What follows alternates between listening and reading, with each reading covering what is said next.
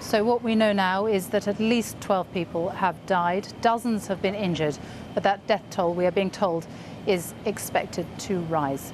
We will, of course, have continuing coverage throughout the evening on BBC News, but that is all from the BBC News at 6. Now, on BBC One, we join the BBC's news teams where you are. Goodbye.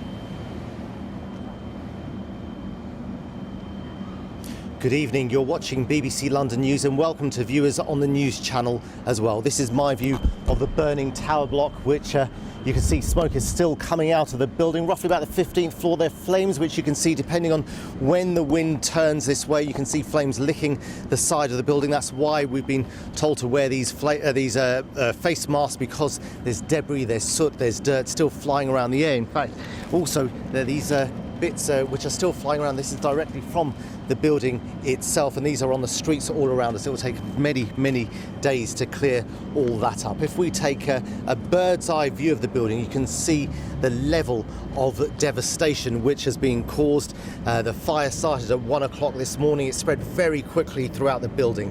It has claimed lives. The current total at the moment officially is 12 lives. The Metropolitan Police tell us that number is likely to go up. Now, our reporters have been on the ground and around the area all day from early this morning. We'll be hearing from them later on in the programme. We'll be hearing from Carl Mercer, who's at a nearby mosque which has opened its doors to help those people in need tonight who were evacuated from the tower block itself. We'll also be hearing from Alice Bandakravi, who's got a very different vantage point to the one that I've got now.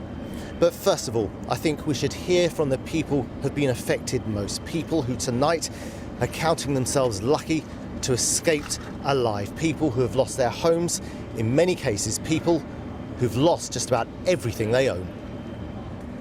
Today is the 14th of June, 2 o'clock a.m. I woke up by the siren noise. It was my son that woke me up. I'd say it was supposed to be about 20 past 1. And where were you in the building? 17th floor. 17th floor. Just grabbed them, we just ran down the stairs. It took us a good solid maybe 4 minutes to get out. Just as I was entering the ground floor, the fire brigade was coming up. It was very fast, very quick. Cannot imagine that, so fast. I looked down, it was literally fire just from the left side. I couldn't even see it, but every minute it was getting worse and worse. It was like going around the building fully, like as a circle, and now it's so bad. People still in their buildings, after an hour or two, I see them helpless. What floor are you on? Huh? Seven, yeah? And I said to her, they're coming for you, they're coming to get you.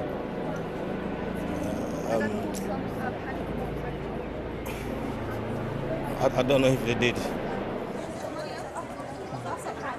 Comes in waves. It's the people screaming. That's the worst thing, because we heard them screaming. People on the ground were calling out to them, asking them what floor they were on. Exactly. There were still people on the 10th and 11th floors, and where they were actually using the fire hoses. And you saw people waving from their windows, and a woman was screaming that she had her child there, but there was nothing anyone could do. We are on the ground, just not knowing what you can do about it. I've got my friend there already. She's out, but her brother and wife and children still there. We don't know if they're safe or not. The one image which sticks in my mind was seeing a family waving what appeared to be a towel for around an hour, and there was a helicopter coming about 400 meters from their window and then turning around. And for me, the thing that I took from this was how agonizing must that have been for that family when they were, we watched them stop moving from the street. This was one of my main concerns about living in the tower block. On Saturday, we did have the fire brigade team come around and speak to people in their houses. Check alarms to make sure they're working. Just this Saturday? Just this Saturday. Just this Saturday. Seriously? Yeah. Yes. And they told us the protocol was to close your door because the fire door will withstand the heat for a duration of time. But I think what's happened is they're not understanding that this fire has spread all around the building. So that is wrong information for that building and the material in that building. Because if you're staying in your house, you could still be trapped. So if you'd stayed? Yeah. If I listen to the advice given to me by the fire brigade and also by the TMO management team, we could be dead. You got family who were on the 18th floor? Yeah. And you spoke to them last night? Yeah. And they were saying what? Smoke. It can't get out because of smoke. So I suspect, I don't know for what I would if I was him, he just stayed in the room, hoping that the fire brigade would get up there. Because that's what they're told to do, isn't it? They're told to stay in the plane. Yeah. So we would have stayed in there, waited and followed the instructions. There's nothing else you can do from the 18th floor, because we can't fly. It's been like another older brother. He's always made sure I'm not in trouble, he's always looking after me. And what's the latest on him? Apparently it's been confirmed he's passed, and it's just over the chemicals from the building in the hospital. I just don't know what to think, man. The minute that building just went up so fast. How? Why? It's a lot of questions to be asked. The voices of people affected by the tower block fire in the early hours of this morning. And that's something that I noticed as soon as I came to this area this afternoon to see this fire for myself, was people were coming up to me immediately and saying, have you heard from my loved ones? Do you know whether our loved ones and our friends, our family are safe or not? One of those people is Ray Fiasco. Now, Ray, I know you're looking for someone. You weren't in the tower block yourself, but you know someone. Tell us about who this is. This is a good friend of mine, Khadija Say. Her and her mother were trapped. The last we heard from them was 3:30 this morning. Did you hear from them on the phone? Did they call you? From my understanding, she doesn't have a phone right now. She was DMing a friend of mine on Twitter who lives close by. Right. As soon as he saw the blaze, he got himself here and was out here all night. And she was DMing him from about 2:30 to 3:30. Right. After 3:30, they lost contact. And I was woken up by a phone call saying, check the news, Khadija lives in there. I called her, I couldn't get through. I messaged her, I couldn't get through. And then I turned to social media and I just thought, you know what, if someone may have seen her, And I know you're handing out these leaflets in the area, and I wish you the best of luck, and let us know, which hopefully you do find Khadija, and that's typical of a number of people around this area. And it seems to me that London, which is such a huge city with millions of people inside, when it comes to a tragedy, it almost shrinks inside because Londoners behave like one community, as if you'd expect in a small village somewhere, by people coming together and supporting the people in need. Well, Carl Mercer is in a mosque just a short distance from where I am now, and he's been looking to see how people are doing just that, coming together. Carl. Yeah, Asad, it's something we've seen across this part of West London all afternoon, people coming with bags and bringing food. And here we are at the Al Manar Mosque and Cultural Centre, just about half a mile from the scene, and you can see just how busy it is. And if we take a walk inside, when we arrived here at 12 o'clock this afternoon, there was hardly anything here, hardly anybody here. But take a look what's happened since then. You come on in, this room has been full. Lots of the water and food from here has already been taken out to those in need. And if we swing round to the other side of the room, we've also got lots of clothes that have been donated and lots of bedding as well. And as I say, it's something that's been happening across West London this afternoon. People have been walking up to us as well and offering us assistance. But we're joined here now by the Chief Executive of the Cultural Centre and the Mosque here, Abdul Rahman Saeed. A very difficult day for the community here. Many of the worshippers involved will have been in the fire. Yes, that's the situation, unfortunately, and many people are worried about their loved ones. There are still people who do not know what happened exactly to their loved ones. They don't have any information. But in the meantime, we are trying to do our best to offer every help that people need. We've been really inundated with the generosity of the community. People have been calling us from as far as Gatwick and Luton to offer any assistance we need, supplying us with food, blankets, everything really. But it has been very personal for the Cultural Centre and Mosque as well, because some of your staff have families, and also many of the worshippers will have worshipped here. That's right. I mean, we have staff members who had families in the building. We still don't know. We don't know what happened to them. Worshippers as well. So it is a quite difficult situation we are in, but we're trying to cope by providing all the emotional and material support that the community needs as a centre. That's great. We'll have to leave it there, Abdul Rahman Saeed. Thank you very much. And as you can see, the effort continues here and will continue through the night and across other parts closer to the fire. But it's also been a difficult day, hasn't it, for people who have been losing their homes. Our correspondent, Catherine Carpenter, has been finding out their stories of the day. Thank you very much. A neighbour brings 88-year-old Mary Dennis a chair. She's been awake since the early hours when she fled her home, confused and afraid. All of a sudden I heard my door bang, bang, bang, bang. I didn't get up.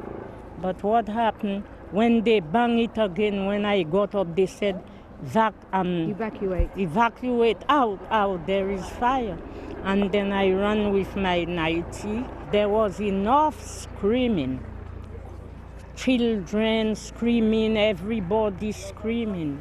Something to eat? Another neighbour offers food and water. Diego says he needs to keep busy so he doesn't dwell on what he heard and what he saw. Quite a few people we knew from the tower apparently didn't make it. A lot of casualties.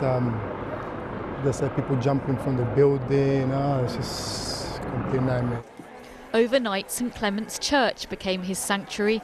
Here and at every rescue centre, donations have flooded in all day. Doesn't matter, does it? North, east, south or west, you're a Londoner. We're Londoners, Everybody's man. a Londoner, so... We got to help each other, you know what I Yeah. mean, mate? I've been here already all morning, lots of us. I've got older clothes for older people this time, handbags and shoes. This morning, thank you, darling. This morning it was kids' clothes. I think everybody around. I've seen loads of locals coming down. The Al-Manar Mosque counts many Grenfell House residents among its worshippers. Today they were sorting clothes and cooking food for those breaking fast tonight or in need after the longest of days. Other members of the community took people into their homes. At least 3 families crammed into this terrace in the early hours. The police evacuated us, and my son is asthmatic. He was having an asthma attack, and she saw us and she took us in here. Thank God. If not, we would have been left out all night. Also taken in 4-month-old Yasmin. Her bed for the night, a stranger's sofa, while her mother still waits for news of missing friends. Catherine Carpenter, BBC London News. Well, the stories there of some of the people involved, but as you can see, the effort here, the charity effort, continues and is going to continue late into the night. Well, my colleague Alice Bandakravi has been out today talking to people living around this area about their fears about living in high-rise blocks. That's right, I've been here all day. I'm now on the balcony of a low-rise block just on Bramley Road, as you can see right in front of the Grenfell Tower. But as you say, I've been in this area all day speaking to people, some of them local residents, some people from outside the area who've just come to offer their help and support. I've also been speaking to firefighters. I spoke to some firefighters this morning who were coming off shift. They'd been here for 12 hours. And they told me that when they arrived at this fire, it was too dangerous to go in. There were pieces of debris falling. It was only when the riot police were able to make a tunnel out of shields that they were able to enter the building. Now, as you can imagine, people living in this block saw exactly what happened next door, as well as people living in all these tower blocks. There are plenty of them around here, and of course this fire raises questions about the safety of London's tower blocks. In 2009 there were recommendations made after a similar fire in Southwark, but critics say some of the recommendations have not been followed and lessons have not been learned. Here's our correspondent, Tom Edwards. Knowing full well when you're watching this that people aren't going to be okay, that this isn't going to be okay, this isn't going to end well, it's heartbreaking. Angela lives on the 19th floor in the block opposite Grenfell Tower. After last night, she's now extremely concerned about the fire risk in her own building. The first thing that came to my mind at 3 a.m. this morning was just what's the security protocol here, like for this building. If something were to happen similar to that, what would I do? Where would my parents go? How would we get out quickly? This fire again raises questions about London's housing stock. The last major fatal fire in a tower block was at Lakanal House in Southwark in 2009. 6 people died. After that, the coroner made recommendations. The government should clarify if residents should stay put or get out if there's a fire. Council should retrofit sprinklers and simplify building regulations about what can be changed. The chances of getting a fire are very low. In 2010, the London Assembly also highlighted concerns about the capital's high-rise housing stock. We found that there was a relatively low risk of actually having a fire in a tall building, so you are really fairly safe. But the big problem is if there is a fire, then advice is often not given about the right way to behave. Landlords are probably not giving enough information to their tenants, but also councils perhaps not giving enough advice to the landlords. According to City Hall, about 8% of London's population live in high-rise flats. That's blocks over 11 stories tall, around 690,000 people. Most were built in the late 60s and early 70s, but more are now planned for the future as the capital grows. There have been changes. Southwark Council says it now gives a regular full fire risk assessment to its blocks. But fire unions and campaigners have for many years been calling for the government to review building regulations. Lessons have not been learned. Today is an absolute tragedy, and it's caused by the lack of proper regulation of refurbishment standards. The government have been pressed for a number of years by the all-party parliamentary committee on safety to do a review of the building regulations to test the integrity of materials that are used in refurbishments, and they have continually put this off. The government says that work is still ongoing, and checks will now be carried out on blocks going through similar refurbishment. But there is now anger and questions. What happened in Lakanal House is after it had been refurbished, the refurbishment had compromised that fire compartmentalisation and the fire spread. And it looks like that's what's happened in Grenfell House, that it's been refurbished and that compartmentalisation of the fire has been compromised, so it's spread and people lost their lives. There's been a lot of publicity around what should be done around external cladding, making sure that tower blocks are fireproofed inside properly and compartmentalised, which means that fire shouldn't spread beyond a flat, say, where it breaks out. So fire should be contained there for a period of time that enables people either to be evacuated or for the fire brigade to get there and deal with the incident. It's difficult to see why this has happened, and there's really not many excuses for it. Musa also lives in the block opposite. He hasn't been able to contact a friend who lived in Grenfell Tower. Where the flames are, if you move to the right, you can see that there's a gap there where the smoke is about right now. That is where she used to live. While it isn't clear why this fire happened, it is very clear that safeguards failed. Tom Edwards, BBC London News. Well, as we've been hearing, this tower block, Grenfell Tower, underwent a £10 million refurbishment that was completed last year. And tonight, the Fire Minister, Nick Hurd, has said that they will be carrying out emergency checks on all other tower blocks undergoing similar processes of refurbishment. Part of the refurbishment of Grenfell Tower included new cladding. So questions are now being asked about the risks posed by that cladding, as Gareth Furby reports. Arnold Tarling is a fire safety expert, and he's about to carry out a test. Well, what we're testing here is polyurethane expanding foam. The reason he's doing this is because he has a theory about why the fire spread so rapidly at the Grenfell Tower. And it's to do with a material that may have been used when cladding was fitted. The actual rigid board insulation that I believe is most likely to have been used is made from the same material, polyurethane. I'm now setting fire to this, and this is the rate at which it burns. That is very, very rapid, and this is a typical material used for insulating external buildings. Mr. Tarling's test was put out easily, but he thinks tons of similar materials could have quickly burnt out of control.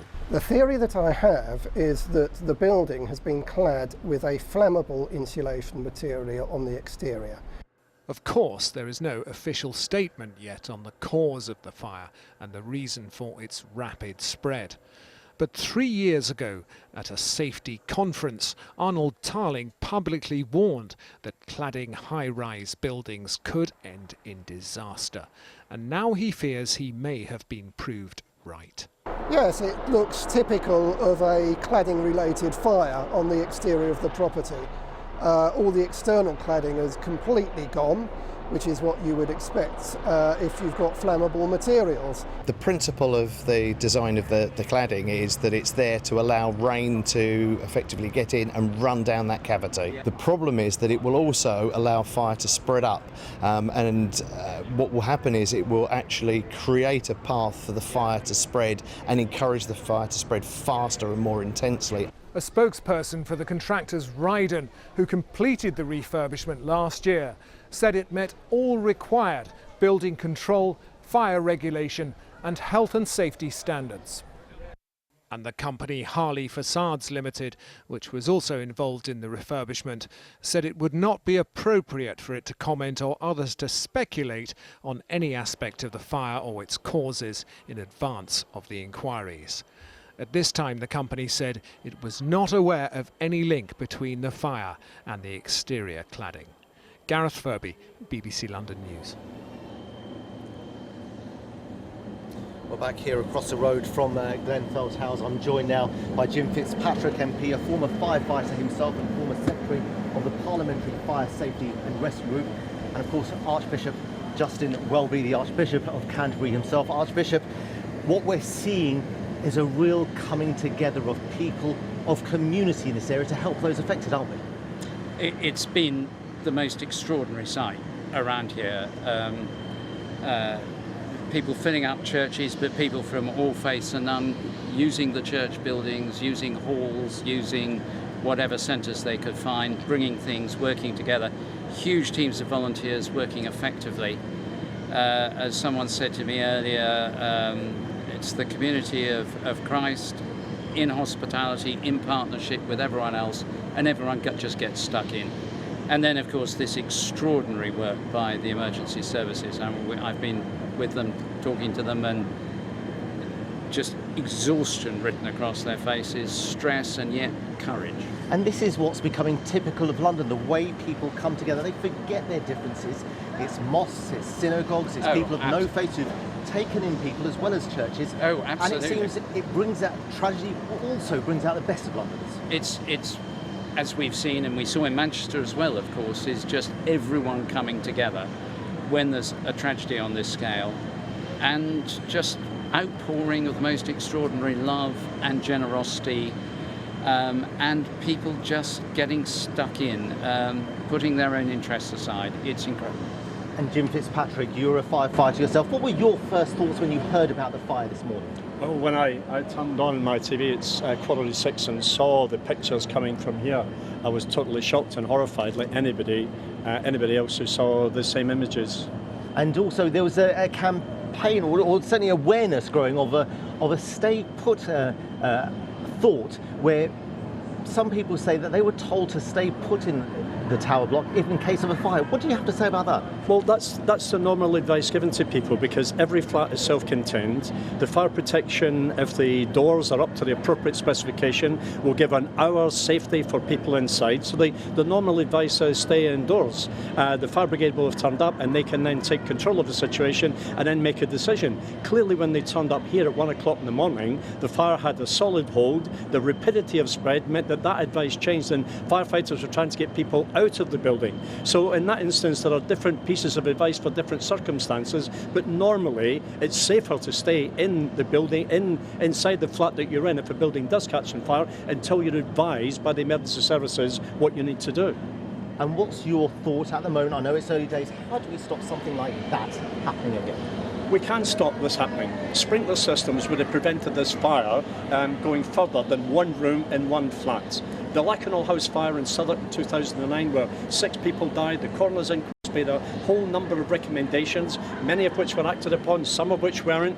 The Fire Safety Group in Parliament's been asking for a review of the building regulations from government since 2013. We're still pressing for that. The government's still to tell us when they're going to issue that review of standards, because buildings are different now from when this was built in 1974. Exactly. London's skyline is showing different structures, different materials. There are different risks. We need to stay ahead of the curve, and quite clearly that's not what's happened here. We could have prevented this. Mr. Welby, what's your advice to people who are still looking for missing loved ones this evening? Get help. be alongside with other people. Don't be by yourself, because the pressure is so extreme. Find someone. There's so many people around. Go to one of the community centres, one of the churches, and say, I'm looking. They'll sit with you. There's grief counsellors, there's counsellors, there's doctors, there's all kinds of people. They will help you. Don't be by yourself. That's the main advice. Secondly, to know that the whole country is standing at your side and grieving and worrying with you. Archbishop, that's very good advice. We are all standing by this time. Jim Fitzpatrick, thank you very much for your time this evening. Well, for those people who are looking for loved ones, friends, family, the Metropolitan Police have opened up a dedicated line to help those people. Let me give you that number. It's on your screen now. It's the Metropolitan Police Casualty Bureau. The number is 0800 0961 233. That number is on our Facebook page, also on the BBC website. But now it's time for the weather forecast with Matt. Thank you very much, Asad. Well, weather-wise, tomorrow, a slightly fresher day across London and the surrounding area. We saw 27 Celsius today at Heathrow Airport. Drops a little bit through Thursday and Friday before those temperatures climb once again as we head into the weekend. The fresher air on the way tomorrow, well, that's at the moment to the west of Ireland. To get it to us, we have this weather front to go across. That won't be until later through tomorrow. Now tonight we've still got a southerly wind, fairly light winds however, and it will be a fairly muggy night across the region. We'll see temperatures in the centre of town no lower than around 16 or 17 Celsius. And it does lead to a dry, sunny and warm start to Thursday. Lots of blue skies overhead for the morning rush hour. Sunniest part of the day will be in the morning. The winds at the lightest as well. And those temperatures will climb quite rapidly. But from late morning, cloud will gradually thicken from the west, pushing across the capital. May just produce the odd shower, but most places will be dry. And into the afternoon, a bit breezier. As the sunshine returns, temperatures will drop. Maybe up to 24, 25 for a time, but then dropping as we head into the afternoon to around 21 or 22. So a fresher evening this time tomorrow night, and then into Friday, high pressure starts to build in from the south once again. We will see temperatures at similar sort of values on Friday, but then into the weekend they could climb above 30 degrees. And then quick look at the outlook then as we finish Friday and go into the weekend. It does look like, Friday, the windiest conditions. So the winds will ease down through Saturday and Sundays. High pressure builds in. Blue skies overhead, strong sunshine overhead as well. And it could be the first time this year across the UK we get above 30 Celsius. And some of that high temperature will last into next week as well. Back to Asad. Matt, thanks very much. Well, here at Grenfell Towers this time yesterday, the towers were inhabited with hundreds of people enjoying their lives, living their normal lives, hard-working families just getting on their daily business. Now, you take a look at it, a very different story. The shell of a building destroyed by an intense fire. It's a day in which we've seen the best of Londoners coming forward. We've seen devastated Londoners missing loved ones, looking for their families, looking for those who they love most. I'll leave you with some images. I'll be back at 10:30 on BBC One.